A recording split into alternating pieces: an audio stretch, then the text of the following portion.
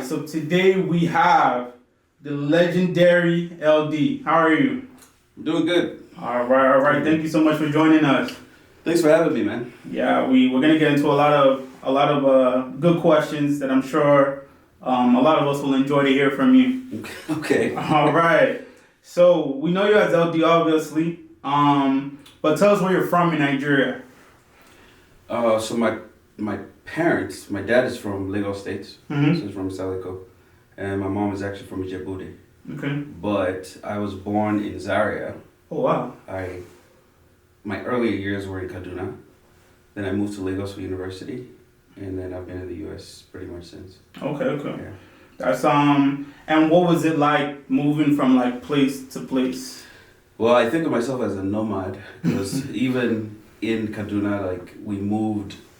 Well, I'd say earlier on we didn't move that often, but we ended up moving quite often, right? Okay. And same thing with me moving to Lagos and living at home and then moving to the campus, and then while I was on campus moving from place to place. Sure. And then coming to the US, I landed in New York, went to Columbus, Ohio, then moved to Atlanta. Like, so moving around for me is just something that I've, I guess, always done, even within Georgia. Wow. This is my current home is probably the home that I've lived in the longest.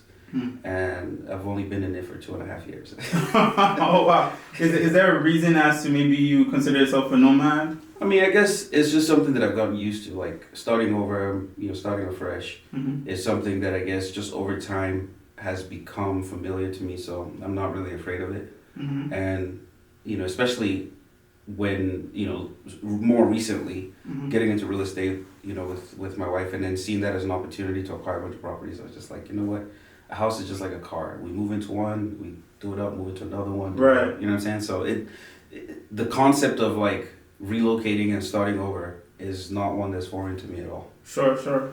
So like when you were growing up, how was it like in Nigeria moving around? Because a lot of us know people who also moved around, and I know some people who stayed in the same house, same town all their life. It was interesting because my dad was an engineer. He worked, across the country at the time. He was one of the lead engineers for Nigerian telecoms. Oh wow. Well, for ITT, who was building the telecoms infrastructure for Nigeria at the time. So my dad went to every single country. I'm sorry, every single state in Nigeria. And he ended up traveling a lot. He was back and forth Europe, back and forth the US, back and forth all over the place. So in the summertime, sometimes he would take me along with him. Wow. So by the time I was, I'd say 15, I'd been to every state in Nigeria. Wow. Yeah. So the concept of like going to different places, it is just something that I guess because of that experience was easy for me. And then, moving houses, moving with the family, moving to a completely new environment. And you might not really understand it unless you lived in the north in Nigeria, but it's very, very different in the north as it is in Lagos, right? Yeah, I've heard. Very different. I've heard. So it's a totally different experience. In fact, I feel like my US experience, at least my Georgia experience, it's closer to my experience in the north in Nigeria. It was very suburban, very chill, laid back, So yeah. So what's different about, for the people who don't know, and like I haven't been to the north in Nigeria yet. I've only been in the south. So what about the people who live in the north compared to the people who live in Georgia? What kind of similarities do they share? It's just really slow. It's really laid back. It's very, before it became hostile, it was very, we had a lot of community in a sense, right? And it felt like there were more hours in the day, because it wasn't as eventful, as a place like Lagos. Lagos is very fast paced. You have to shine your eye, like they say, otherwise, you know what I'm saying? Right. And I think Lagos, Port Harcourt, Ibadan, Enugu, Kano are a little bit similar with that, like in the city. Right. But in Kaduna, I felt more like Georgia, which is like super laid back, it's really quiet. You can almost hear your thoughts, which made it easy for even people like me to be creative. And I maybe it's a conspiracy, but I feel like it's also part of the reason why a lot of the artists, music talent from Nigeria, especially the younger ones, so what I would call contemporary urban, Nigerian music, sure, Afrobeats, as they call it now, right? Yeah. A lot of the earlier guys came from the north. And that's because it felt like we had a lot more time to do creative stuff. Right. As opposed to, most of the people who lived, south, where there's too much of hustle and bustle. That's true. For you to actually be able to sit down and actually create. Right. So, the laid back, calm, serene atmosphere that was, Kaduna, Jos, early Abuja, and so on, I think definitely added to that. So it's different in that regard. If I were to compare it, it's like comparing living in Manhattan to living in, where are we now? Wilbur, Georgia. Wow. Like, it's completely different. Okay. It seems as if a majority of Nigerians stay where they are in terms of like where they're from, or where their dad is from, or however they find themselves. Did you meet a lot of people like you whose family moved around in Nigeria? Not a lot. Okay. Not a lot. And I think that it helped me have a diverse experience as well. Because it was easy for me to see how people created their mindsets based on the experiences, right? I had so many different experiences, so there was a lot of diversity in my experience, which I think also shaped my creative ability, which I think also shaped my outlook, in general. And did that seep into your music? 100%. Okay. 100%. Okay. The fact that I had that diverse experience as a kid is the reason that I considered Pidgin to be our superpower, musically. Right. So everyone at the time wanted to do hip hop, including myself. Like, this is what we knew. Also, another thing, growing up in Kaduna, right? Satellite TV, we were introduced to much earlier than the South. Oh. So we witnessed, and I've probably said this a million times, but we witnessed the birth of Yo MTV Raps, for example. Like, we were watching MTV from like the mid 80s. So at the point when hip hop was like kind of growing in its early infant stages, we saw all of that develop, right? So I learned a lot of, I had a really good understanding of what it takes to build a movement, because we sort of watched all of that unfold for hip hop. So when we started our music journey, there was a blueprint already, and I thought, you know what, we can do it this way. But then the one thing that stuck with me, and I don't remember which interview it was, but Ed Lover had a show on MTV where he had Flavor Unit, I believe, and Leaders of the New School. I think that was the one interview, right? Where they both were present. And one of the things that one of them said, I don't remember who exactly said it, was for you to be successful as a hip hop artist, you have to be unique. And he pointed out the fact that every single person in both squads had a totally different style, a totally unique style. They even referenced, Wu-Tang. And say, hey, look at these guys. These guys are all different. So if you come out here and you're trying to be someone else, it's going to be hard for you to be successful because you're not going to be able to stand out. So that stuck with me, and I started to think, wait a second, if we're going to create this stuff and it's going to be original to anyone, it has to be original. So what is the thing, the element that we have that makes us original? And I figured, Pidgin English. Because that's the one thing that I heard everywhere I went to Nigeria. And I realized if I was going to create music in Nigeria, that's the one way I would be able to connect with everybody. That's true, right. Was to make sure that I embedded whatever I was doing with Pidgin English, hence the hooks that you heard from Tribesmen, hence a lot of what I did in my early solo career as well. Yeah. Okay, so when and where did you start your music career as you were, moving around, and at what stage of your life? Well, I started when I was in secondary school, high school. Well, actually middle school, really.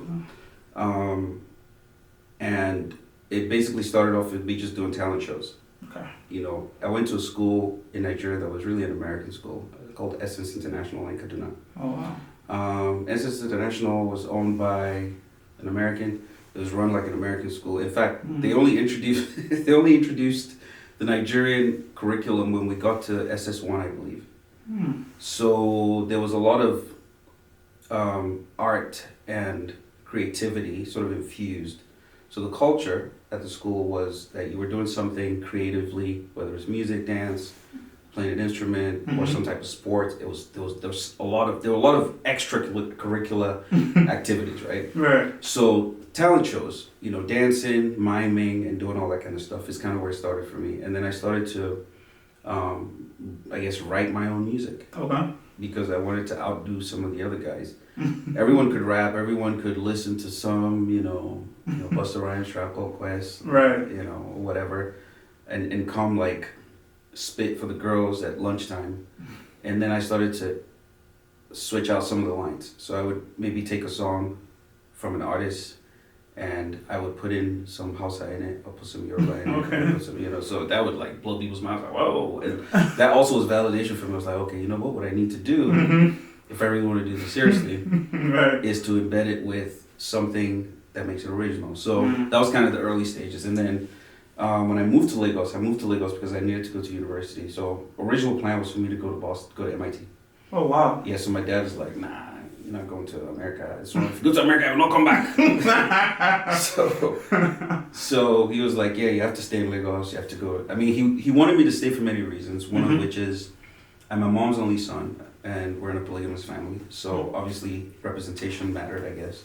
So he wanted me to stay. He also wanted me to stay because he owns a technology company, and he needed for us to run it. So I needed to stay back and run it with my brothers and whatnot. But I was really interested in that. I wanted to go. Like I wanted to go. So anyway, so I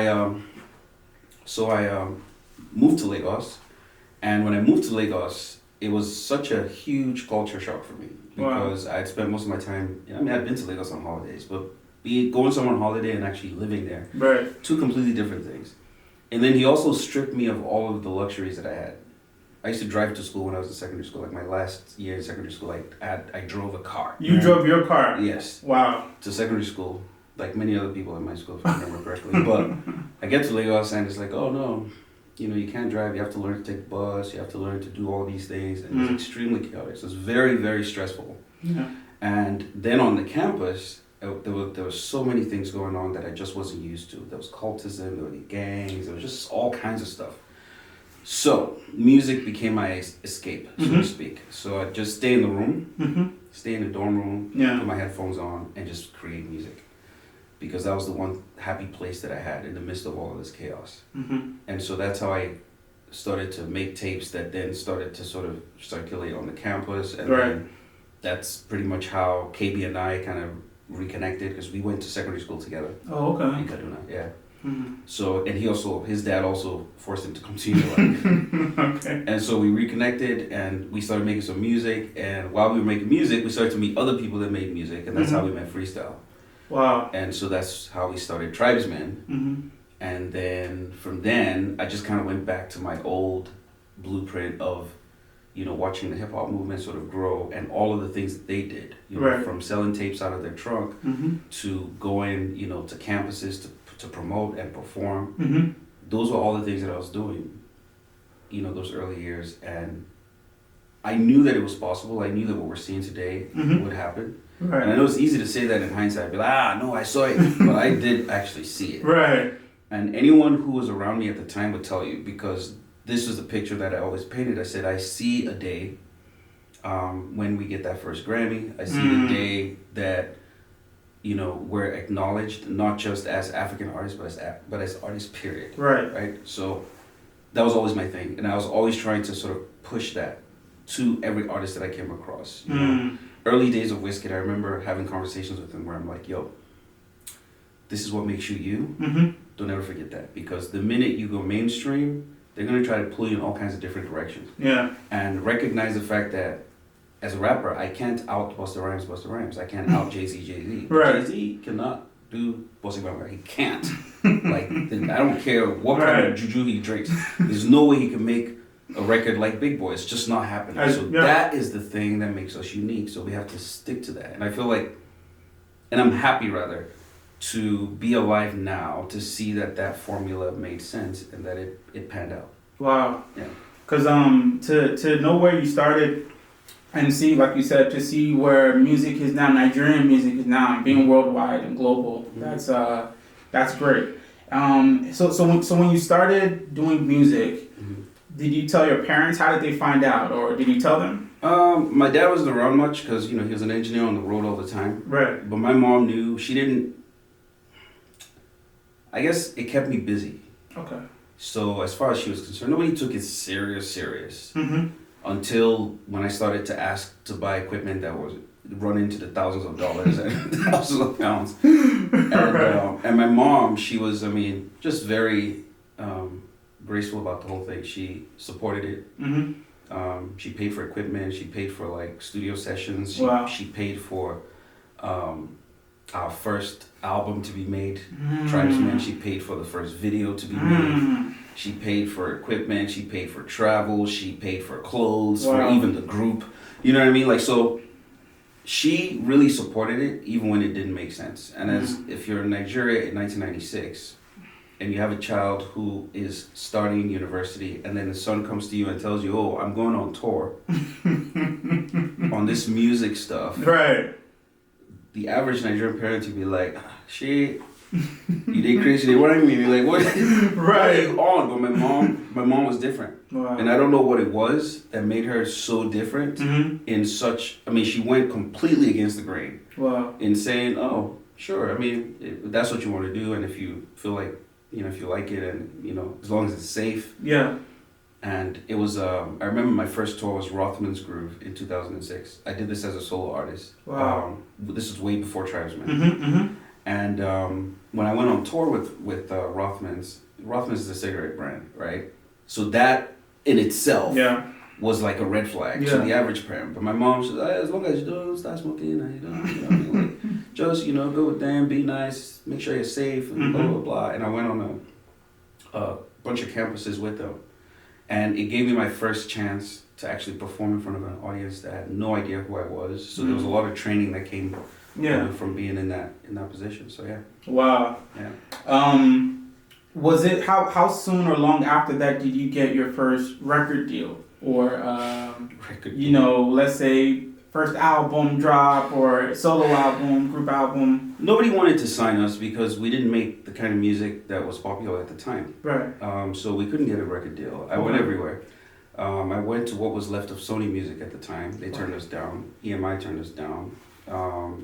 Premier Records turned us down. Even the show promoters that we would go to turned us down. Like, everyone turned us down. I remember going to, this is one memorable event. I went to Eddie Lawani's office. Eddie Lawani is a big time promoter, he's a legend, A lot of people don't know him on the front end, but if you have anything to do with entertainment, you know what I'm talking about.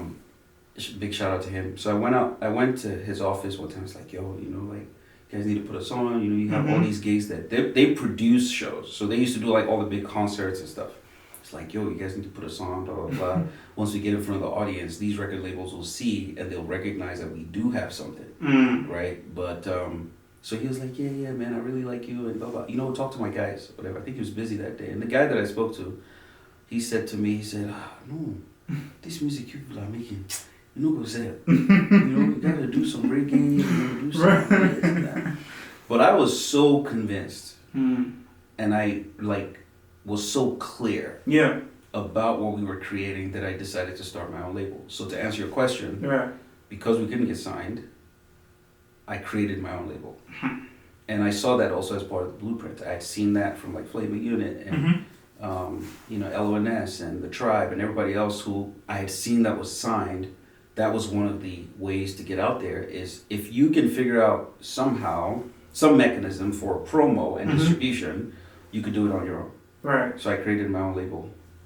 So Tribe Records became that label, and first album, we dropped a lot of singles. We didn't do a lot of albums. So the first album that we dropped was in 2001. Okay.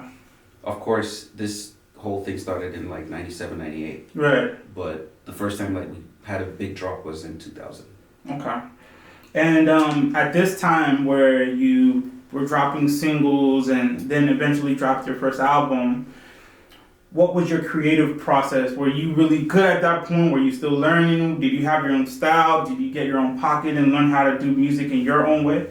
So I feel like I always had my own style because I was sort of creating a blend of everything that I've been influenced by, Mm-hmm. but making sure that it had a Nigerian essence, Mm-hmm. right?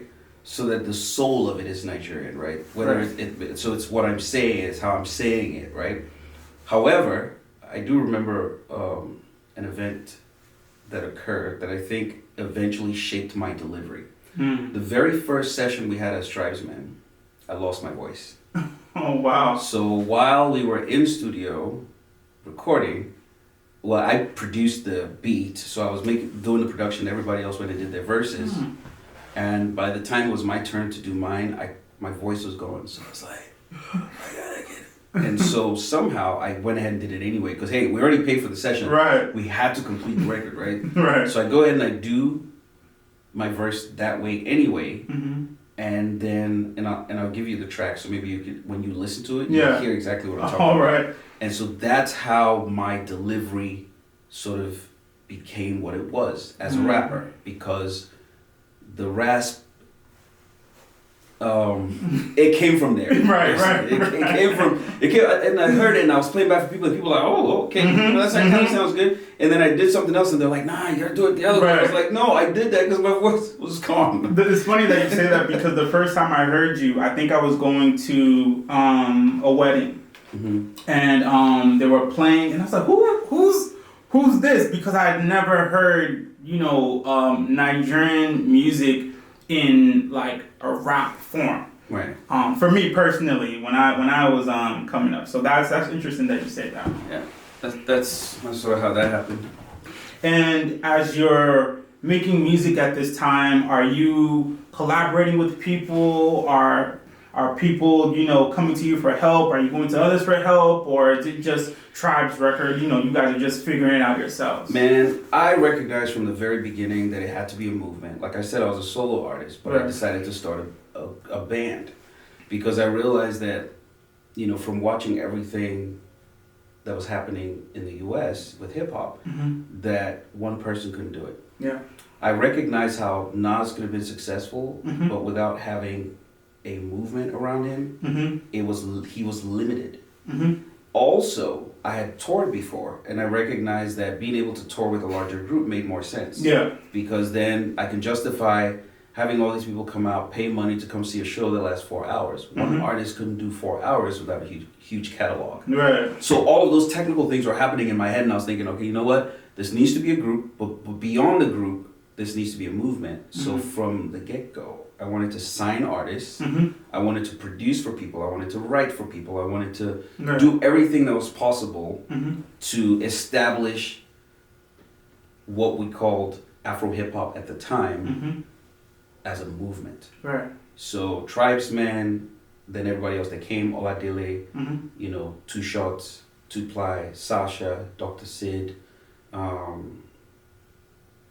Man, there were a lot of us. Mist, Sound Sultan, Right. Dariat Alade, and even other producers and artists. Paul Play Diaro, OJB, Jezreel, Wow. everybody else. Where we were also in Surulere.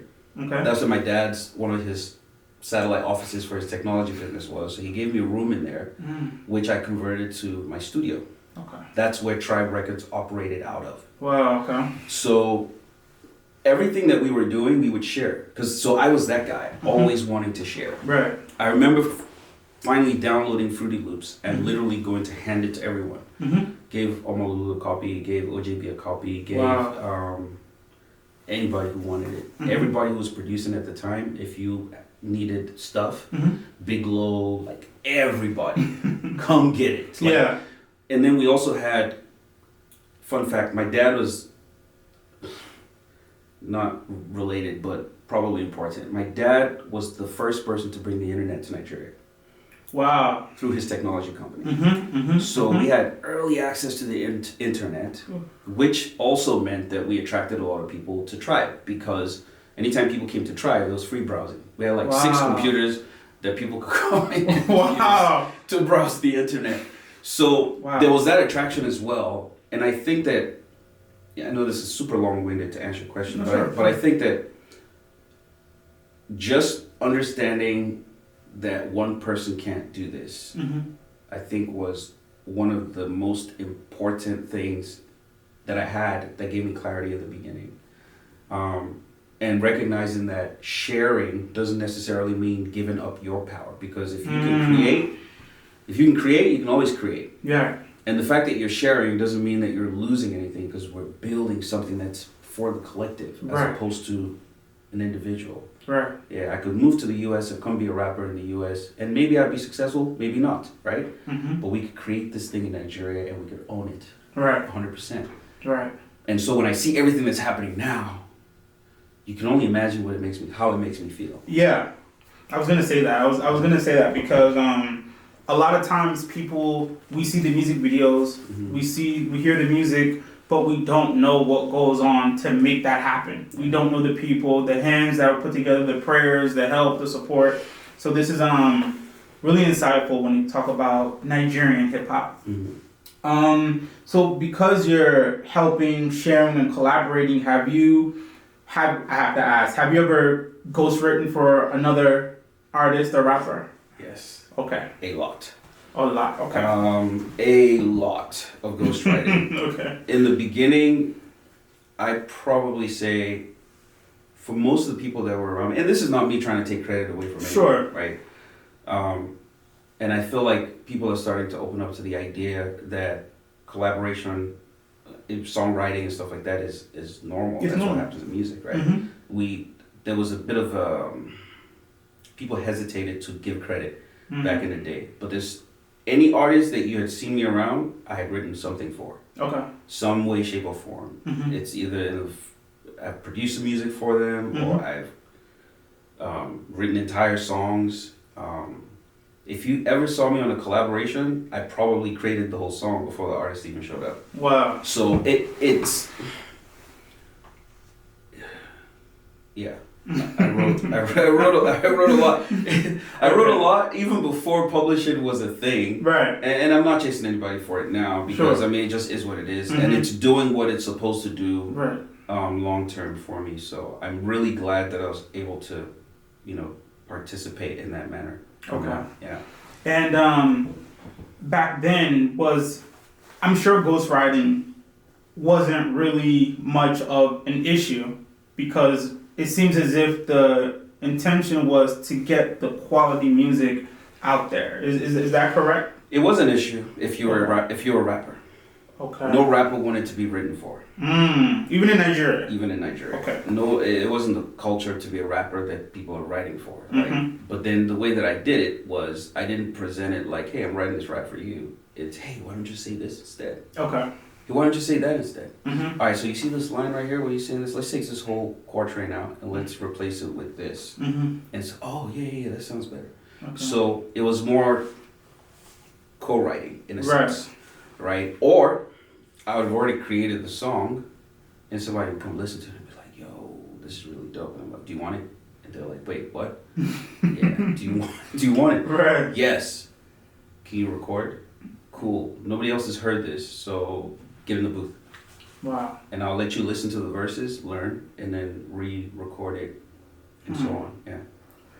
And what about like singers or people who kind of harmonized or do melodies, especially at that time? Did you also do their kind of? It's funny. I did it for rappers and singers. Wow. And I didn't learn music professionally. Pretty much everything I did, I learned just by listening. So by ear. But somehow I had I don't want to call it a gift, but I had the skill to put it together. Right. Obviously I can't compete with the guys that are doing it now, because they're taking it way to like new heights or whatever. But back then, for what was available back then, I was definitely I considered myself like super creative. Right. So even for songs, for example, you listen to a song like You Know It by Goldie, right? I wrote every single line in that song. Wow. Like, I made the beat, I wrote the hook. She came up with the idea. She was like, oh yeah, I want something that's provocative. And I was like, let's see, Nigerian context. Should we walk all over somebody? yo, she's like, yo, people, oh man, that's too deep. Like, yo, can we tone it? I was like, nah, let's just have fun with it. Mm-hmm. So created the beat, wrote the verses, and had her, sort of learn her portion of the song, and then she came back and recorded it. Wow. God rest her soul, and she killed it. Yeah. So and that's how a lot of music that I made back then was created. Mm-hmm. A lot of music, yeah. So, for the rappers, were they competitive? Was there a competition, an unspoken competition, despite the ghostwriting? Oh yeah.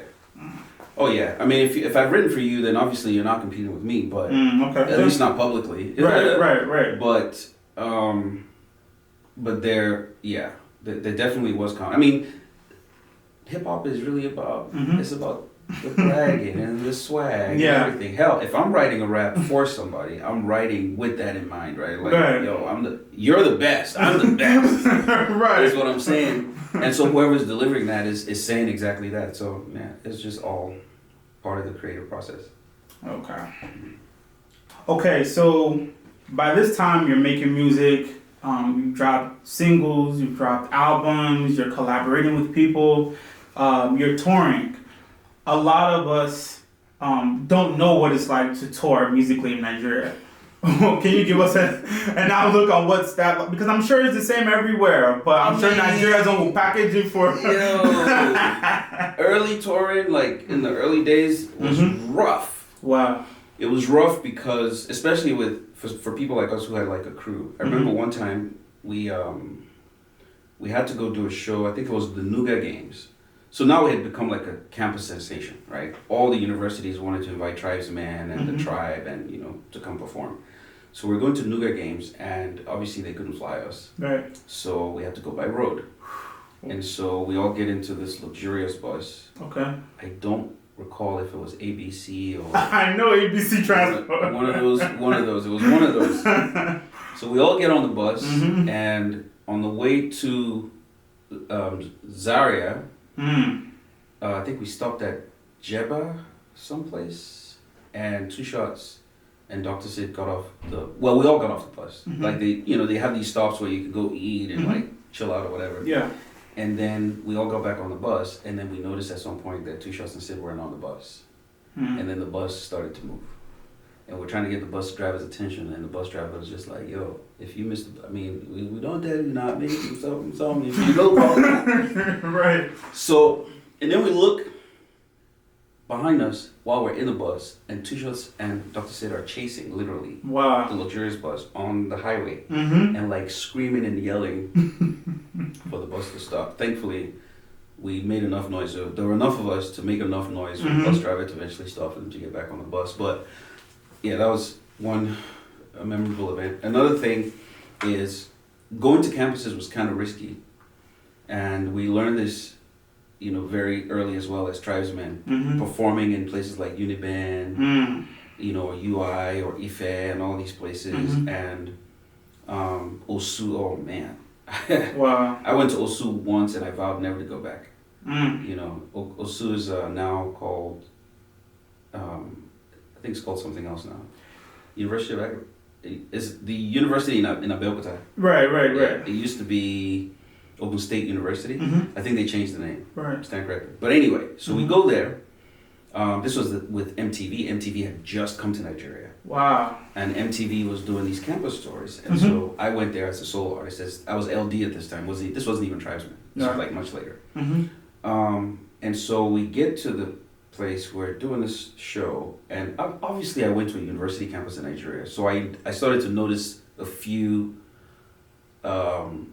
gatherings of people. Right. And I realized, okay, it's about to go.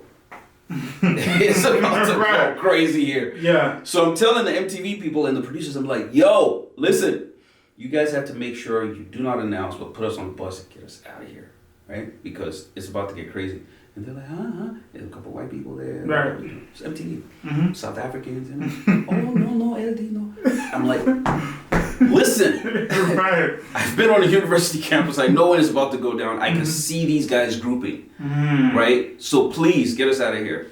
Anyway, eventually someone decided, you know what? If they want to leave, just get them. As soon as we got on the bus and we started moving, they attacked the whole concert. it was two factions.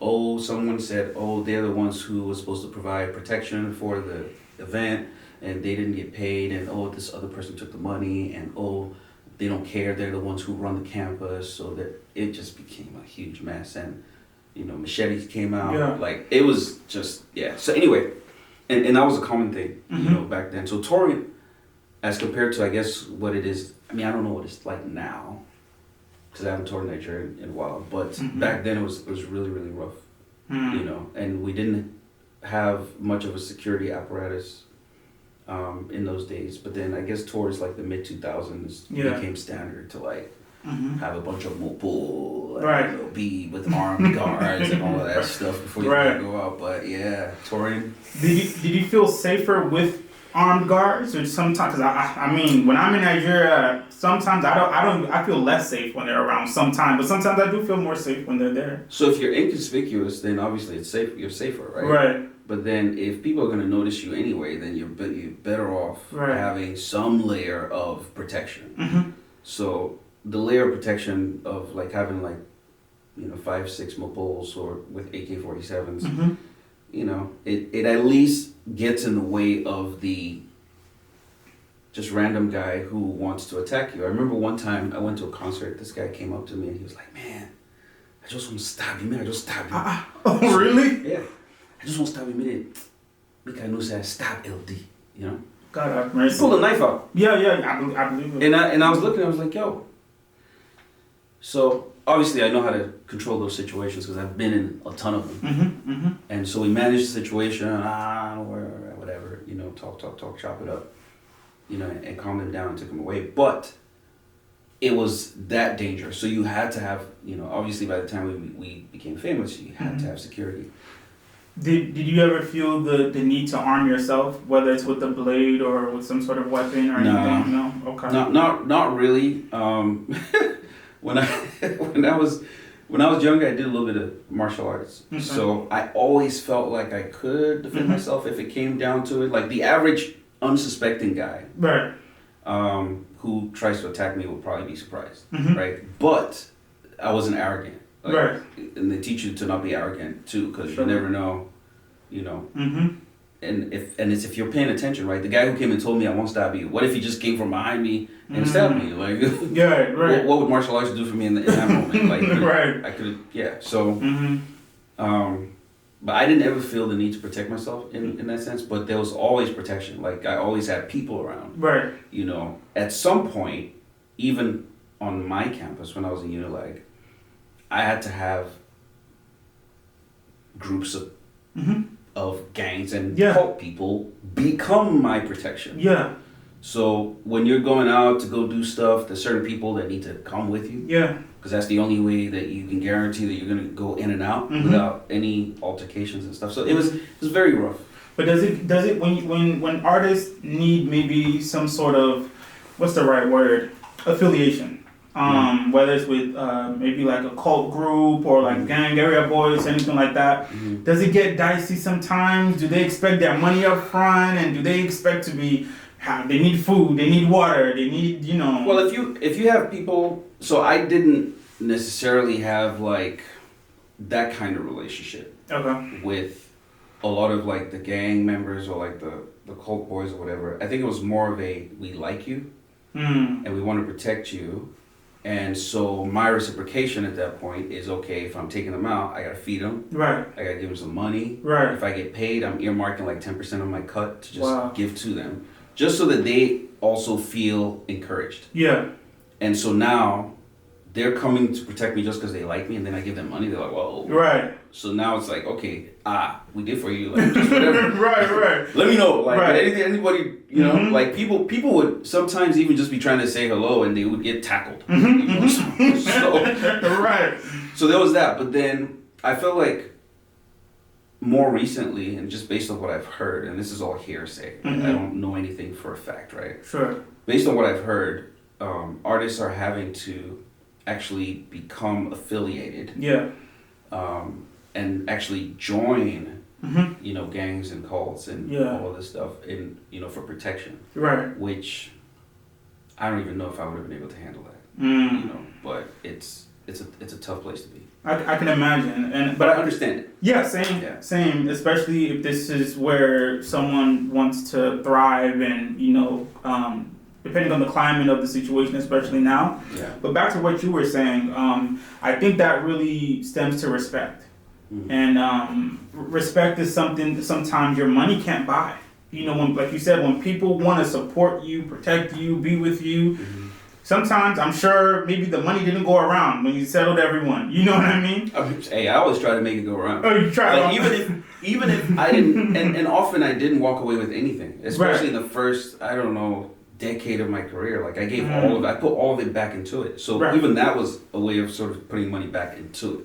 Because if this was going to grow, and we're going to get to the point where I could get to an event venue unscathed from the parking lot into the hall. Because the venues aren't set up the way that they're set up here, where you can go into the back, right? You have to go into the gate like everybody else. You had to have some type of, I hate to call it muscle, but you had to have something that guaranteed that you could do that. So it becomes part of the process. Okay. In a sense. Okay. Yeah. So what about like other people in tribesmen? Hopefully they've never had any crazy altercation on their own. They probably did. For sure. Okay. They probably did for sure.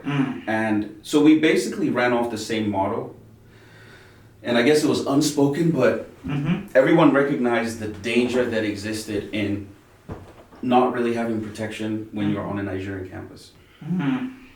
Especially with back then how violent it was. Right. I don't think at least I don't hear about violence these days. Maybe because of social media, maybe because people are more discreet or whatever. But there was a lot of violence. I've heard. I've heard, especially. It's like I don't know what it is about college in Nigeria, but people would find themselves in a lot of different things. Even though you came to study math, came to study English, and by the time you can leave with your degree, you have different factions and stuff like that. So that's interesting. Not to be controversial, but in terms of touring in Nigeria, the ladies, the women, did they ever throw themselves at you? Yeah. Hell yeah. Hell yeah. So it's the same anywhere you go. It's the same everywhere you go. Right. You get a little bit of fame, and there's someone that's willing to off-band. It's just like that's just what happens. And then you have to be. And I used to tell all of my artists this, like you have to keep your eyes on the prize and realize that is going to happen, but don't let it be a distraction. Right. Because the minute you start to make that a part of what you're doing, you get distracted. Right. Because and I'm not throwing shots at anybody, any other artists, but nowadays maybe with social media, you hear stories, you see pictures, there's a clip, and I'm kind of like, tighten up, because you're not the artists nowadays. We're not the first to tour. You're not the first to go through these things. But I understand. Yeah. I think maybe unfair to the guys now because there's a lot of social media. The cameras everywhere now. Back then people could be more discreet. So I guess you could do it like they say Yoruba ni wonba, like just a little bit, right? Right. But these days, even that little bit can get you in trouble. Yeah. So understanding that it's even more dangerous now means just keep it in your pants, bro. Have you ever had? Hopefully not. But have you ever had like a fan obsess about you, fan mail, and? Yes. Oh wow! I still. I still.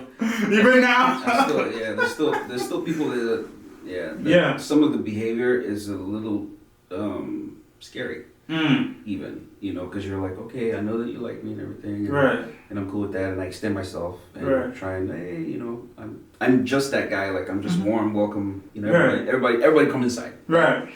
But then there's certain people that you start to worry a little bit, like, yo, how far is this person willing to go with this? Like, okay, you're saying all these things, and so it becomes a bit of a stanny kind of moment where you now have to try and protect yourself, like,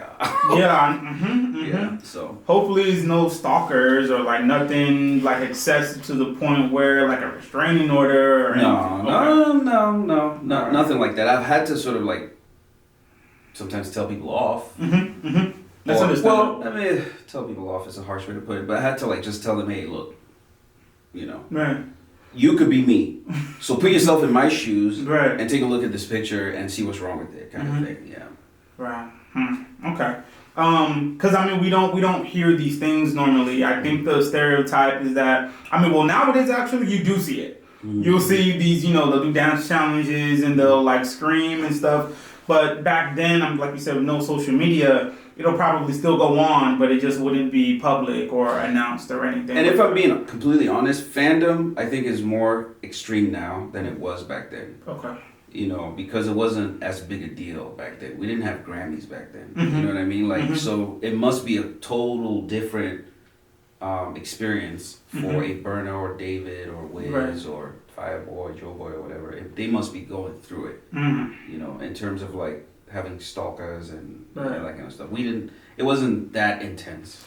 Did you ever have to incorporate your spirituality or your religion into like, God, please protect me from these fans or these area boys or these cultists or, things like that? When I was younger, I was very religious, so yes. That was one thing that I always, like, I had to pray, like, before going on stage, when coming on stage, when we're going on the road. Right. And don't forget, I have people's children with me. That's true, yeah. So I have a record label, I've signed all these artists, these are people's kids, I knew all their parents. So I had to protect them. Let me tell you a quick story. So one time, I was with Chitty Bang and Iris, these are my artists at the time. And I was invited to come do a show on an island in Bonny, right? Wow. This is in the South, Niger Delta. Yeah. And so we were told that, oh yeah, you guys just have to get to Port Harcourt and there's a chopper that's going to lift you from Port Harcourt to Bonny, right? Which is, I guess, how the executives and VIP people do it. But so we get to Port Harcourt and there is no chopper. And so we're there. I remember it was myself, Iris, Chitty Bang, Two-Face, Blackface, and there was one comedian that was with us. I forget. Was it Bovie? I don't recall. But anyway, it was a comedian with us. So it was just us, right? And our managers and whatnot.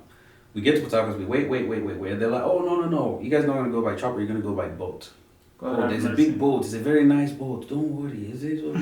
So we're like, all right. So they drive us to this creek where there's like, you can see like I experienced the Niger Delta in its worst elements, right? Wow. There were the militants, there were the people bunkering, I saw all of it. They took us through that whole experience, right? We saw all of that. You would see like open flames of like crude and it was just like wild. Anyway. So we get to this creek, and they're like, oh yeah, the boat. And it's like a gunboat. And I'm like, wait, hold on a second. Like, wow. I'm thinking to myself, Chitty Bang lives in New Jersey. This is like his first time in Nigeria away from his family.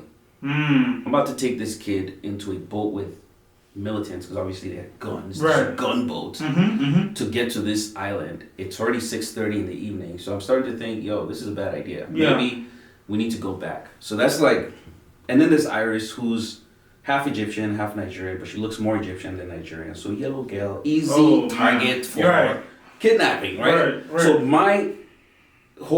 they're having the time of their lives because they're like, oh my God, this is so cool. Right. Chitty's like from America. He's like, I get to see all it. So he's having, but in my mind, I am freaking out. So I'm turning to Two-Face and I'm like, yo, bro. And he's like, nah, don't worry. Everything's gonna be cool. I'm like, yo, listen, this girl, mama, we can't tell him for Lagos. Right. This one, mama, we can't tell him for Atlanta. So anyway, we go through all of that. We get to the island where we do everything. We come back. But those are the kinds of things that I had to deal with, just from the standpoint of being in an environment where, like in America, I can get security detail and feel somewhat insulated. But in Niger, man, it can go, it can go sideways like that. So, yeah. Wow. I wouldn't trade those experiences though. Yeah. For anything. They were crazy at the time. Yeah. But they make for good stories now, I guess. And it's good because again, I would assume that a majority of like popular artists just as you have traveled out through Nigeria and other parts of the country, the world, things like that. But there are stories like this that we don't know. because I remember going to an artist's concert. I'm not gonna say the name. I waited and waited. And this is maybe going to like maybe 3 a.m. Artists have never show up. Yeah. And this is Nigeria. You know, but I've experienced it here in the States, but even in Nigeria too. But these are the things that, you know, you guys have to go through. Right. You know, especially because things are not the way they should be. That's right. But okay, so we're gonna divert from that. We're gonna get to your albums and your projects. Do you have, out of your discography, do you have like your favorite album or albums compared to maybe the rest of them? I'm sure they all have a special place. Yeah, I like the albums for different reasons. Return of the King I like because sonically we hadn't gotten to that level in Nigeria when I made that. Okay. So in terms of like the mix, the sound, like it was very different from what was available. Right. I created that when I was in Atlanta, so so that was unique for that reason. And then, but then the content of it, listening back now, I feel like I was in an angry sort of state, like a rebellious state in my life. So a lot of the content was very like angry content. Right. But then the one that I did in my, I guess, brightest state, my happiest state was "Is It Your Money?" Okay. Which is the one that had "Is It Your Money" is the one that had feel good music. That had what else is on there? Baby, now you, like, it was just like I was in a much happier state when I made that album. You know, it was also when I had my first daughter. Okay. You know, wow. And you know, spending a lot of time between like Nigeria, London, Yankee, or whatever. So it was just so yeah. I think good. Yeah, Is It Your Money? If you could, it may be hard, you may not want to, but if you could rank them, what would you say is probably your best work in terms of studio albums or mixtapes or, you know, projects you've done? Because your discography, I've learned, it's not small. That's what I was about to say. I actually don't think that when I look at my discography, I don't think of it in terms of albums. Okay. I feel like the consumers, enjoy it in terms of albums, but I feel like it's more about like the era and the other things that I made around that time. So 2009 to 2011, I think is when I made some of the best music, or enjoyed making music the most. This was around the time when I did, with Goldie, I did Lagos Party with Banky, I did, I was co-writing everywhere at the time. I did, a lot of collaborations, Sound Sultan, Omami, with the Banj and Native C, and Ike Chuku, and Sauce Kid, and Whiskey. Like, that was a time I feel like I enjoyed, making music the most. The album that I had at the time was the Big Boy album, but I don't even think of like the album itself as the highlight in a sense. Yeah. I think that a lot of times us consumers, because we don't know what goes into making these projects, we sometimes, like some of us will say, oh, this is my favorite album, this is my favorite. But like we said, for the artist, it's probably more of like an experience, or more of like a journey. So that's good to hear. That's good to hear. Okay, so when I think of eLDee, I think of a lot of the huge songs you've made that kind of ushered me to my adolescence and my early 20s and late teens. I remember the Big Boy record when that song came out. I was like, okay, this is because I'm big on hip hop, but hearing it in a Nigerian element is something that was new to me. Can you tell us the story of how that record came about? I was in my apartment in Marietta.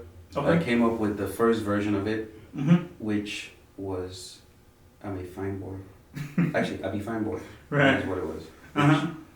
I think first time I played it for someone, they're like, damn, yo, this is like, well, where's your mind? Like, and so I decided to switch it up, and then I did a rap version, which was with Ruckus, Chitty Bang, who was Proto at the time, and Iceberg Slim.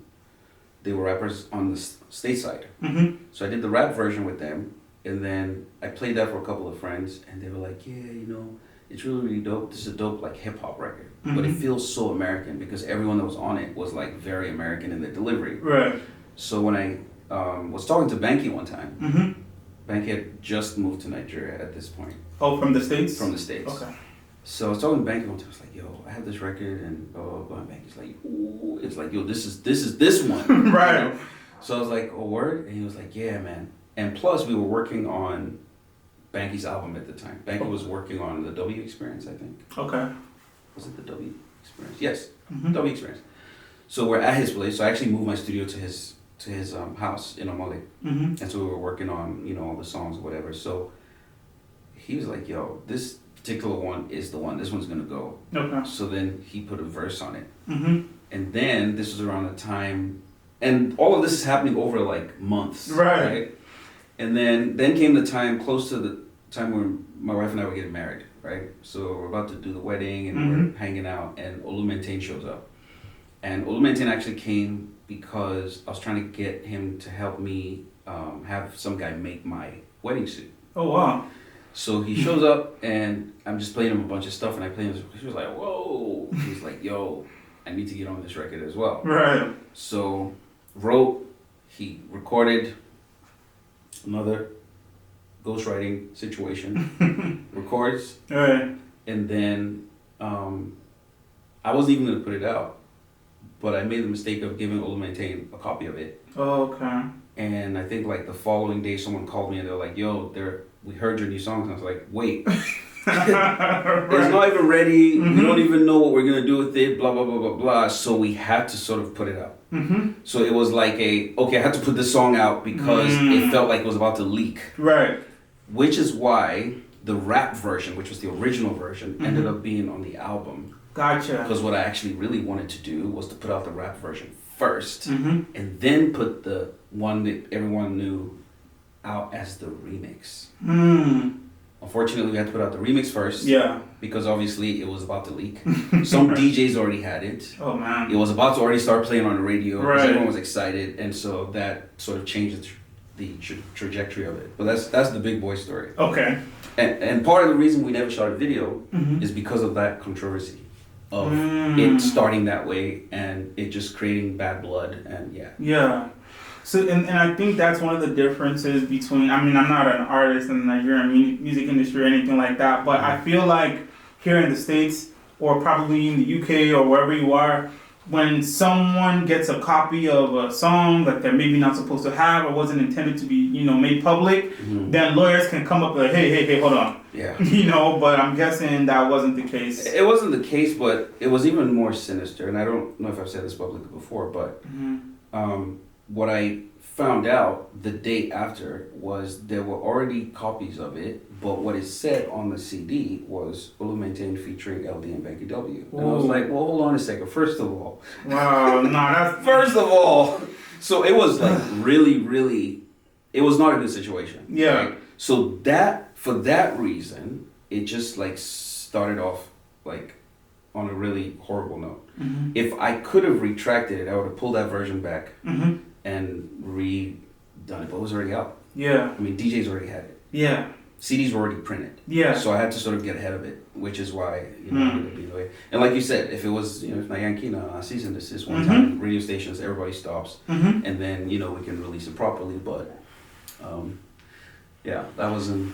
Is that I'm sure, but like, how common is that back then at that time? It's very common. It's quite common. Wow. It's quite common that, and I'm sure if you go online and look it up, you'll see plenty of stories like that.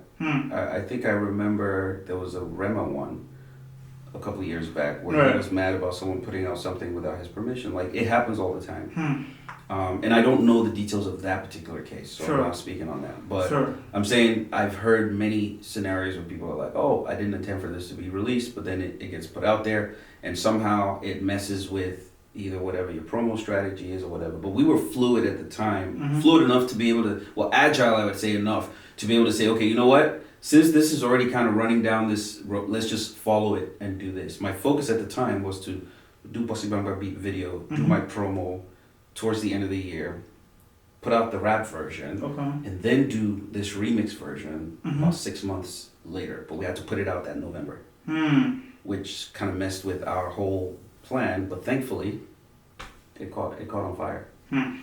Has there ever been a situation where you've had to call an artist, a group, a talent, or a management team and say, hey, look, this is going to get real bad for you if you don't, stop? If you don't stop? Yeah. Yes. So I didn't have to call. I had people make the call. Sure. Right? There was a Big Go version of Big Boy that made it to the radio, and I was like, yo, we didn't sanction this. Like, we could have. Right? I'm not going to do a female version, right? Right. We could do this and do it properly, but oh nah, come on, it's just an upcoming artist, just help them. And I'm like, yeah, I get that part. Right. I'm the guy who's trying to promote everybody, right? But let's just do it right. Let's do it properly. Like, don't let the first time I hear it not be on the radio. Right. Like, just play it to me. What's the worst that can happen? Exactly. I'll say no. What's the worst? And that's, you may not be able to answer this, but I'm curious as to, like you said, why is this so common? It seems as if, and this is my personal gripe with the Nigerian music industry in general, there seems to be sometimes, I don't know, maybe from the outside looking in, like a lack of respect from artists, or maybe competition, or maybe it's a business thing, or like why do we do this to each other? I think it's desperation. It's just desperation. It's people thinking, man, I have an opportunity. Let me just run with this, and what's the worst that can happen? People get upset, and then they'll get upset, and that's it, right? And unfortunately, I've seen some of those situations go really bad, but it's just, it's not necessary. Right. Like, and the thing about it too is I feel like people who do that are deep down, they're not very creative, because if you are very creative, then you won't feel the need to sort of ride somebody else's wave. You can always create something. True. And to be very clear, this is not like an attack on it or anything on Olu Maintain at all. Of course, no, of course. We're cool, we're right. But that is the story. That's exactly what happened. So, okay. Yeah. Now, I believe my brother said that there was a remix with Young Jock. Yes. Okay. He played it for me. It was a while ago. But how did that happen? How did that come together? So Jock was in Nigeria. He did a show. I think he was at the Calabar Carnival, maybe. Okay. But he did a show and he was in Calabar. Wow. And the record played while he was in the club, and he saw the reaction, and so he asked, he's like, "Who is this? Right. What is this?" Right. And so when I came back to Atlanta, people in Atlanta had hit me up and say, "Oh, a friend of mine at the time, Nigerian gentleman, he lived in Atlanta too, so he knew a lot of these folks. I forget his name now. Damn it. I want to give him his credit for this moment. Right. But he was the one that facilitated the meeting and the session. Okay. Actually, no, DJ Trauma facilitated the session. So I knew DJ Trauma. And DJ Trauma at the time was touring with, I don't remember who he was touring. And so they were doing shows with Jock. And so he basically facilitated the session. Right. And so we went into the session, and it happened, and like, Jock didn't write anything down. That was quite impressive. Yeah, I've heard. I don't know. I've never met him yet, but anything like that. But he literally went in. Yeah. He did the first 2 lines. Right. And then did the next 2 lines. Wow. Did the next 2 lines. He didn't write anything down. I was like, oh. I said, okay, I see how y'all do it. Right. Well, I don't know about the artists now, but we didn't do that in our time. It was very, we're very deliberate with the lyrics. Right. Just going off the top and still making it sound cohesive like that. So I was quite impressed. Okay. That's an interesting story for that record, for that background. Another one of my favorites of yours is Otami. I love that song. I remember when it first came out, I've been to a lot of weddings. So we're going to like a wedding. I was driving. I'm a little bit older now. And I played the song not even thinking, oh, my mom is here. If you see the way that my mom was like, what are you listening to? But I kid you not, at the wedding they were playing the song and she was dancing to it. You know what I mean? Right. So that's one of my favorite songs of yours. How did that song come out? I was just playing around. Okay. I was messing around, and I had a lot of contact with Kwam One, and he actually is the originator of the hook. Right? Right. And so I added like, you know, we get do a little whatever. But I always wanted to sort of sample, like do an interpolation of one of his records, and that was the one at the time. I was like, yo. So I did the hook, recorded I hadn't even done the verses or anything, and I went to go meet Uncle Percy, his manager, and I said, all right, Mom. You know, check this out, blah, blah, blah, and he listened to it, I was like, I like it, I'll talk to Aleji. And so, got permission, and as soon as I got permission, I was like, yo, we need to put this out. Right. You know, so then I did the verses, and we threw it out there, and it caught on fire. Time was one of my, and this was part of my Is It Your Money project, if I remember. Yeah. So that was, like I said, the happiest time for me making music. I was just having fun. I'm biased. That's probably my favorite. But yeah, that song just takes me back to a very simple and fun time when I was a lot younger. Nice. But yeah, man, that song is legendary. So let me ask you, the music video for Otami and all the other music videos that you've made. What was the process like? Have you filmed all of your music videos in Nigeria? Was some of them here or in London or anywhere? Or? I did a couple here. Okay. So I shot Agoyan, I'm Leaving, Bossy Bamba were all shot here in the States. Otami I shot in Nigeria. At Bodhi Lawson Studios in Ikeja. Oh wow. And at the time I was shooting all my videos. Like didn't feel the need to pay someone to do it because I had the editing tools, I had the cameras, I had everything that I needed. I bought equipment, so I was just like, you know what, I'll shoot my videos. So yeah. Okay. Yeah. So in terms of process, right? Right. I wasn't really trying to do anything that was like grandiose. Like, sure. I just wanted it nice, simple, fun. So most of my videos I would shoot like in a set. So Bodhi Lawson had a studio and we could black out, we could green screen, we could do all of that. So I would go there and that's pretty much where I shot. That's where I also shot. Matter of fact, I think I shot those two videos the same day. I shot Otami and One Day, which is another video that I shot and edited. I shot, edited, everything. So what don't you do? I mean... No, I'm kidding. No, hey, but you know what? No, it's a good question because throughout my career, I found a new challenge to sort of conquer. And you have to understand, when I started doing music in Nigeria, music was not there was no industry. Right. There weren't people that could shoot the kind of videos that we wanted. So I had to learn to shoot the video. There weren't people who could mix the music the way we wanted. So I had to learn to mix. Part of the reason why I came to America in the first place is because I felt like I had peaked in Nigeria and I needed to come to an environment where I could learn these things professionally. Wow. So when you look at like a project like Bossy Bamba, the music video, right? That video, fun fact, first video ever by anyone, period. First music video that was shot on the Red camera. The Red camera wasn't official at the time. It wasn't. It was still a prototype. So I was working with a studio called Spitfire here in Atlanta, and they had a prototype of the Red camera. It didn't even have a shell. Like it was just like this weird looking gadget that could only shoot for like 5 minutes at a time. Right. They hadn't figured out all of the cooling. It was still pretty like, prototype stage. Yeah. And so I went over there and I saw some footage that they did with it and I was like, yo, this is gonna be revolutionary because I wanted to shoot on an array. Like I wanted to shoot our music videos properly. I needed them to look like high production, high value. Right. And so the Red was like a shortcut. Which is why I was like, we could use this and it would save us a ton of money. Otherwise the video would have cost me $60,000. Yeah. So for me, just one challenge after another. It's distribution. Right. We solved that. It's getting online. We solved that. It's building a website. It's putting the music on digital. Did you know that Tribesman is the first Nigerian outside of Fela and anyone who was signed to a major at the time? We were the very first independent artists to have our music on any digital platform through CD Baby. Wow. Yeah. So it was things like that. Yeah.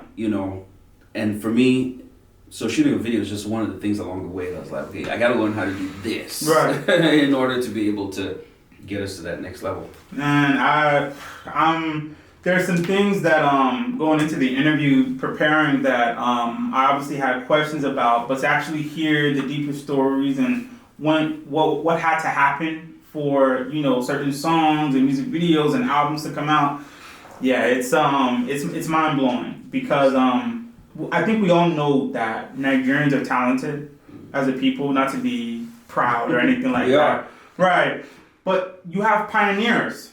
You have people who did it first or who maybe changed the way things were done so that other people can do it. And man, much credit to you because that's great. And I believe now you have your Nigerian American podcast. Yes. Okay, so what motivated you to start doing that? So I was trying to chronicle. I realized that we don't chronicle enough as a culture. Okay. And so a lot of history is lost and narratives are created after the fact. So I wanted to, it's kind of the reason why I'm doing a podcast like this as well, is an opportunity to tell some of these stories. Right. So that it's captured somewhere. Exactly. So sometime in the future when, we're having conversations about there's some reference, there's context that can be tapped into, this clear nuance to a lot of the things that happen, right? So I started doing an autobiography. Wow. And so the writer that I spoke with, a professional writer, said, hey, the best way to do this is to tell a bunch of small stories about some of the most interesting things that happened to you from when you were young up until this point. And then what we'll try to do is string your story along, around those little stories. So I recorded the first one, which was the first time I went to New York. Wow. My very first time in America, after having experienced America from Nigeria for such a long time. And then I landed in New York and my experience there. And when I played it back for my wife was like, why does it sound like a podcast? And I was like, no, it's not a podcast. This is what this is part of my stories. She's like, nah, bro, this sounds like a podcast. Right. In fact, why don't you add this to it and add that to it and add this to it? That's how the podcast came up. So that's why you'll notice the first, I don't know, maybe 10 to 12 episodes are mostly just personal stories. And then I started to, talk about other things on the podcast because, we had an audience. Right. And I just figured, hey, this may be an outlet. And wow. So that's how that started. Well, you brought up autobiography. If you're ever doing a biopic, let me know. I have some camera equipment, I have some production skills, let me know, man, because that would be something that I hope that we're able to do. Yeah. As you said, I feel like as Nigerians, we don't really document our history enough compared to other cultures. So, man, that comes out, man, I'll be there in person, and I'll be there to watch that or to be part of that. So I'm glad that, you started the Nigerian American podcast. And do you have any other ventures outside of the podcast and music that you want to share or that, we don't, some of us don't know? So I don't even think of the podcast as a venture. It's just something that I do for fun. Okay. When I have time, which is why I'm not very consistent with it. Gotcha. So apologies for those who are avid followers. It's just when I have time that I, jump in the studio. I have a studio at home, a podcast recording studio before people start asking me to record music, which I used to produce that. But what I was doing, I guess over the last decade, was spending a lot of time in IT. I was a consultant for a while, and then I retired from that. Well, before I retired, my wife and I started doing real estate. My wife's been in real estate. And so then she dragged me into real estate, and I did real estate, and we've been doing real estate since. That's great. So if there's one thing that I would say that I do now, it's that. Okay. Right? We're building a pretty decent sized portfolio. That's good. And we're looking to also develop and build, and we're going into commercial real estate development and stuff like that. Just as something, not necessarily, if you're thinking about it from a standpoint of building financial capacity, yes, investing and stuff like that. But outside of that, I do the podcast. I travel, hang with my children, and I spend a lot of time in my garden. Oh, that's great, man. Okay. All right, so based off of everything we've heard, you're very talented. You write, you ghostwrite, you produce, you edit. There's a lot of things that you have under your belt. But to just get back into the rap lane, do you have your personal top 5 Nigerian rappers? I don't have a top 5, like in an order of 1 to 5. Sure. I do have Nigerian rappers that I really appreciate, and I appreciate them for different reasons, right? Mm-hmm. So, in no particular order. Okay. MI. Sure. Vector. Mm-hmm. SDC, I enjoy a lot. Okay. I think they found the perfect blend of what Tribesman was trying to do. Fowls. Okay. Fowls is also someone who I think actually really took. If there's anyone that's doing what I wanted Tribesmen to sound like, mm-hmm. that's what he's doing. He's doing it to perfection. Right. So I really like Fowls. How many? Was that 4? That's 4. I'm not struggling. I'm trying to figure out who I give the number 5 to. No, sure. 5 is limited. There's a lot of Nigerian rappers. So, and I want to name the popular ones, because obviously there are Nigerian rappers that I know that people might not know. So Sure. like Chitty Bang is flaming. Mm-hmm. I have to give number 5th spot to Olamide. Right. And the reason is because he is the most versatile Nigerian artist. Mm-hmm. That is an artist. Yeah. Yeah. From a rap standpoint, Right. and everything else that he's doing. Right. I gotta give it to him. Yeah. Right. Okay. Olamide is definitely in my top 5, so I feel you on that. But yeah, so based off of. Sorry, let me just put in some. Sure. Let me put some notable mentions. Yeah, sure. Like, not honorable. Okay. Notable, important. Okay. Important mentions. I really like, of course, Oladile. Okay. From Tribe. Yeah. As a rapper. Freestyle, obviously, also from Tribe as a rapper. Mm-hmm. Phenomenal. Someone who I haven't met that I really like is Magneto. Okay. I like him because he raps in Hausa. Me too. And I just think we need more people that do that. Right. And he's very creative. Right. So Magneto, Black Bones I enjoy because he's also very creative. Mm-hmm. How could I not mention Fino? Yeah. Right? How could I not mention man, there's someone in my mind now I'm losing. Of course, Luke 9. Right. You know, like people have done this and Right. have done it really, really well. I feel a little bit weird when I'm being limited to 5. I know. just wanted to just throw in those Sure. guys. No, it's all right. I mean, with hip hop, even in the night, because a lot of when I would ask certain people who maybe they're not big fans of Nigerian hip hop, but they know these names, they've heard of them, whether they're recent or maybe classic albums or classic work or singles. Right. And I tell people like Nigeria has a lot of rappers. Oh yeah. It's not like, oh, everyone. Yes, we have we have a Afrobeat. lot of rappers. Right. Nato C, there's Ike Chukwu, there's Exactly. Sauce Kid, Mhm. there's Bills. If Right. you're talking about even like the newer generation. Exactly. There's so many people. There's Ice Prince. We have a lot of rappers. A lot, So, yeah. And I think it's important for us to highlight our people that do these things at a very high level, if not the highest level. Yeah. Because there's some Nigerian rappers that I know they're better than some of the American rappers that I like or the UK rappers. Sir, I tell you for free Right. that of the rappers that have come out Mm-hmm. since the year 2010, Right. if you just say, okay, regardless of where you're from, Mhm. let's just put all the rappers in the pool. I guarantee you the top 10 rappers, period, in the world, 5 of them are from Africa. Yeah. 5 of them. Right. At least 5. Mm-hmm. And this includes everybody. I'm talking everybody, including Drake, Right. including, you name it. Mm-hmm. 5 of them are from Africa. Mm-hmm. There's some South Africans there. There's some Ghanaians there. There's some Nigerians there. So yeah, that's my take. No, sure, and Yeah, I agree with you. I feel like when I listen to Nigerian hip hop, it's just as good, if not better, than a lot of the rest of the world. Bro, content wise, Mhm. it definitely is better. Yeah. It's more intentional. It's more creative. Right. Can you compare? Let's just, and this is not me like just blowing smoke, right? But can you compare, really, what you would consider as the top 10 rappers in America? Can you compare any one of them lyrically to MI? No.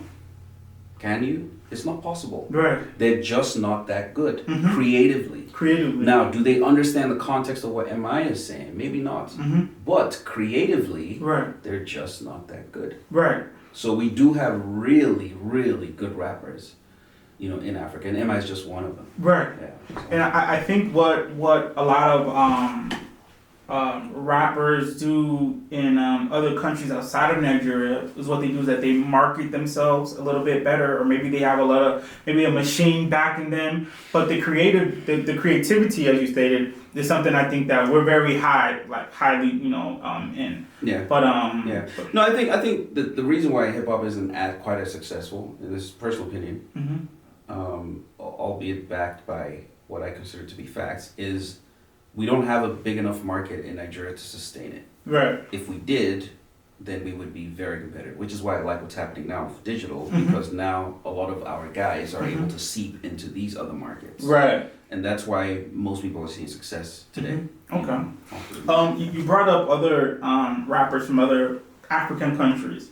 I don't know if it's true, I don't know if you've experienced this, but is there, or have you experienced any like unspoken rivalry between Nigerian rappers and South African rappers, or Nigerian rappers and Ghanaian rappers? Oh yeah. When we initially started going to South Africa, that was clear. It was apparent. It was apparent. And I thought initially that it was just, maybe just because we're different and they feel like we're too loud. Right. But over the years, or at least over the decades, it appears that there's some type of just weird feeling towards Nigerians. Right. And I think it just has to do with our character. Like, we are out there, we don't care about and we have a superiority complex, so to speak, where when we're in the room, nothing else matters but us. And that must rub people off the wrong way. Yeah. And this is probably why, you know, Ghanaian artists might feel some type of way as well. Like, all these Nigerian people, after all, this sound that you people are doing this, I mean, some of it is from us, right? And you'll hear maybe even some South African artists too say, like, oh, Nigerians always copying our stuff, and then they blow it up, and then, you know, the only advantage they have is their population, which isn't really true. Right. And it's really just about the fact that we are the most confident Africans on the planet. Actually, we are the most confident black people, period, on the planet. When we walk into a room, it's only a Nigerian that walks into a room and does not in any way, shape, or form consider himself to be less than anybody else. I don't care where you're from. Right. So and that's the reason why we're successful. So it's not necessarily that we're better rappers than the South African rappers or even the Ghanaian rappers. We just got more swag. Right. I would agree. So I'm with you on that. It's just more swag.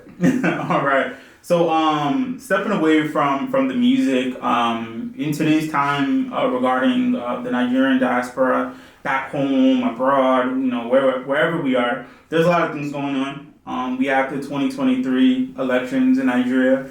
How do you feel about just the election process in total? The result, the campaigning, the people, the voting process. Were you aware of some of the things that were going on? Everything that I saw was on social media. Okay. So maybe I'm not qualified to really speak on things from a factual standpoint, but my experience, what it appears is that it was not a good election. Like it appears it wasn't fair, it wasn't free. There are people that I know personally, artists even, who were prevented from being able to vote. So there was a lot of like malpractice. There was a lot of voter suppression. Voter suppression. I think this probably is the worst of it that we've ever had, at least in my adult life in Nigeria. Like, you know, people being prevented from, you know, voting, people being bullied into voting, you know, in a certain way, people being muscled into doing all kinds of things, people being attacked either online or in person. So yeah, so based on that, obviously, and it's also a reflection of the candidates, right? And the mentality. You know, when you feel like, oh, this is a all or nothing game that we're playing, and I'm gonna do whatever it takes, even if it means like disrupting, killing, suppressing, doing whatever to get in, then we have what we have. Right. Yeah, so it's really sad to watch, and it feels to anyone who's paying attention to, on ground or on social media, that the candidate that won was not the favorite. But then again, right. It's kind of happening even in the U.S., right? Right. So it's like this whole democracy thing. Like, we got to figure it out because, yeah, some things just aren't making sense. Right. Okay, and then we also have an upcoming presidential election here in the States. I think Joe said he's coming back. He wants to come back. Not sure why, but. Yeah. And then we also have Mr. Red. He said, Not sure why he's trying to come back either. Like, I don't. Yeah. Right. I don't get it. What's with these old people? Like. Yeah.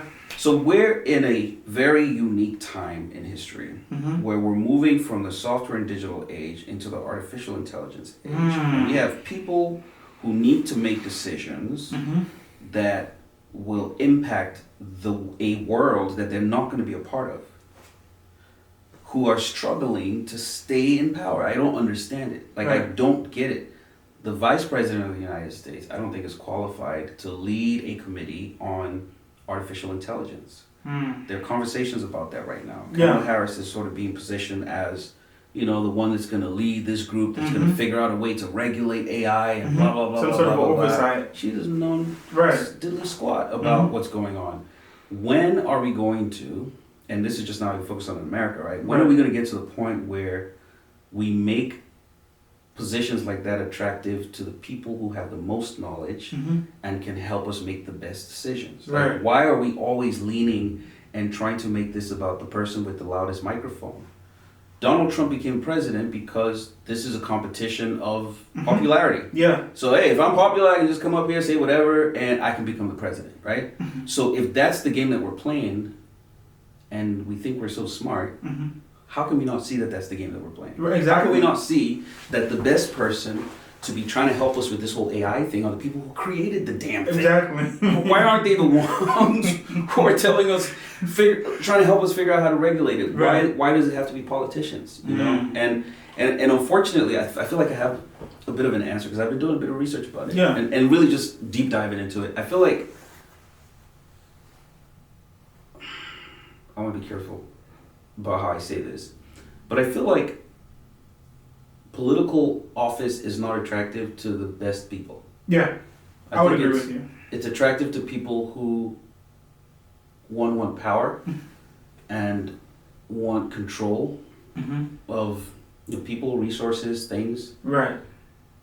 And that's troubling, especially kind of seeing the cusp of what we're about to become as human beings, right? From a technology standpoint, we're shifting significantly from how we've existed into a totally different kind of existence. Right. We need people who understand what's about to happen. Otherwise, have you seen the movie Don't Look Up? Yes. It feels to me like that movie is playing out right now. Wow.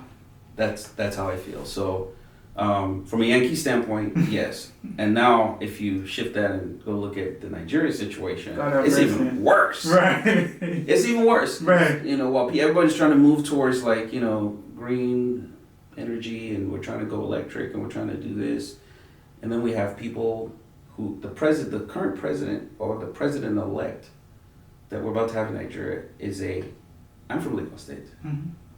Kid's a mobster, bro. Yeah. He's gonna do things the way he knows to do things. Right. And that's not what we need right now. Right. So the only way it works out is if he recognizes that he's not the one to make the decisions because he doesn't have enough. He doesn't have the capacity to make the decisions that puts Nigeria in the place it needs to be for it to be able to thrive. America is struggling. The UK is struggling. Yeah, everywhere. Talk less of Nigeria. And it's these 70, 80-year-olds that just won't let go. They just won't let go. And I don't understand it. Yeah. I don't. Wow. Well, I would love to keep the conversation going. We've reached our limit, but I hope we can do this again and we can hopefully talk about some of these things because these things are super important. Thanks again for coming. Thanks for having me, man. Yeah, man. This has been great. This has been great. I appreciate it. Thank you. All and right. I definitely love to do it again. So, okay, yeah, cool. Let me know. Sounds good, man. All right. For more DXR media content, follow us on our socials. More content's on the way.